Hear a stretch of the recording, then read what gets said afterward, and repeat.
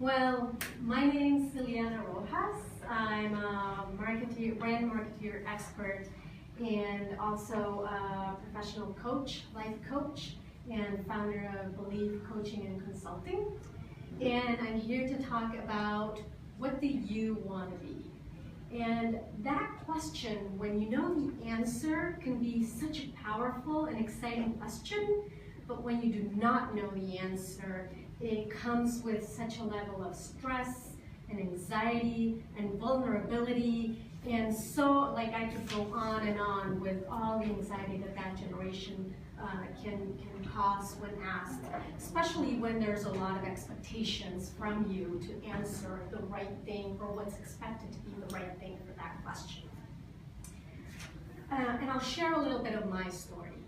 So when I was young, I knew exactly what I wanted to do. And I had a long list of things that I wanted to do and accomplish in my life. And then I got to my midlife and had a really good life, so I never realized that I was actually going to struggle with answering this question. I got married to a wonderful husband, been there for 19 years, 2 daughters, own my house, we have no debt. We had a really good and have a really good textbook life, perfect life, you could say, successful career, nothing really to worry about. What I didn't realize was that somewhere along the way, I lost the purpose. I lost the reason why I was waking up every morning. I got so immersed in that successful career, so into doing the job, that I basically started living to work and working for a paycheck. And I, somewhere along the line, just forgot why I was doing what I was doing, and if I was supposed to be doing that. And I started to dread the question, what do you want to do?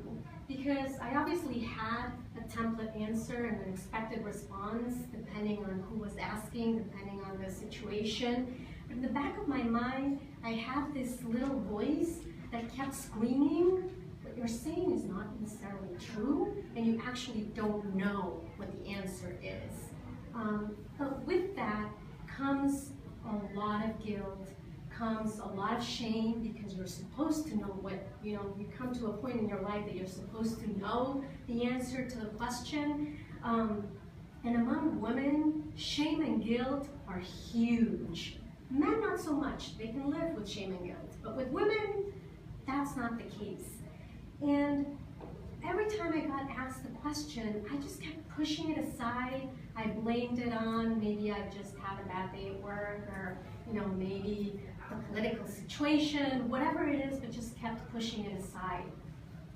I did what we're told as powerful women that we need to do, because we are problem solvers, we're resilient. So I put on my power suit, I put on my power pose, I put all of those things aside, and I just moved on.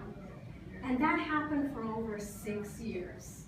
And now I can say that I'm not proud of it, that I should have nipped it when it started. I should have accepted that I was lost. I should have accepted that that little voice that was in the back of my head telling me something, I should have listened harder to what it was telling me.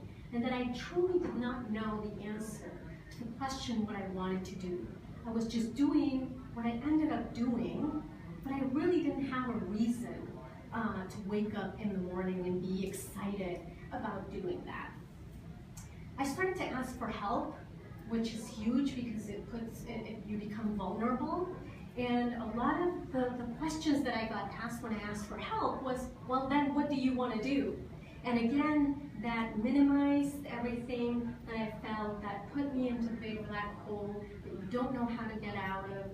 And it actually makes you feel alone, because it feels like everybody else knows what they're doing, and you don't, and it just makes you extremely uncomfortable.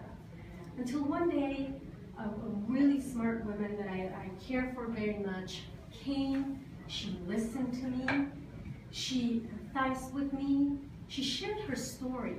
And her story was actually very similar to mine.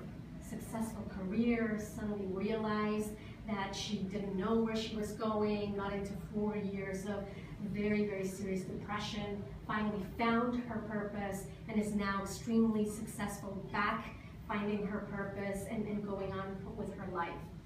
And doing that, she gave me the most awesome gift, because she showed me that I wasn't alone, that there were other women out there that were lost in this path, and that there was a light at the end of the tunnel to really find what your purpose is. The third thing that she did for me was she did not ask the question, what do you want to do? She actually reframed it to asking me, what is the life that you want to live when you're old? And based on that, then think about and explore all the different paths that can help you get there. And somewhere along there, accept that you can live with the question, give yourself permission that you might not know the answer, but there are so many paths to take that will help you get, and don't lose focus of what the end of the path is. So to find yourself, you need to lose yourself. And that I accept now. And I do not regret losing myself, because it got me to where I am. I regret having lost 6 years, accepting it, and saying, yes, I'm lost, and I need help, and finding my purpose, becoming a life coach, and now helping others find their life purpose. So if you don't know the answer, and there's something creeping in the back of your mind that's not getting you to wake up every morning happy and really enthusiastic for what you're doing, I invite you to listen to that voice. I invite you to reach out to a life coach and really find what that purpose is, and not lose time, because life will catch up, and life will, in the end, get you where you need to be. So don't let time go by. Really act upon it. And if you know and you have the answer to the question, that's exciting and that's really good. But now ask yourselves, is the life that you're living right now headed in the direction of the life that you want to live when you grow old? And if you realize that that path is not taking you there, then think about, do you need to shift? Is that the real goal? Is that the life that you want to live? Because in the end, the life that we have is the life that we want to live, and the life that the journey that we're gonna take in the life, it should be the one that we want to take, and not the one that we ended up taking because that's where, by any chance, we got to be there. And you need to live your life to your fullest potential. And that is the way that a life coach can help you get there. Thank you.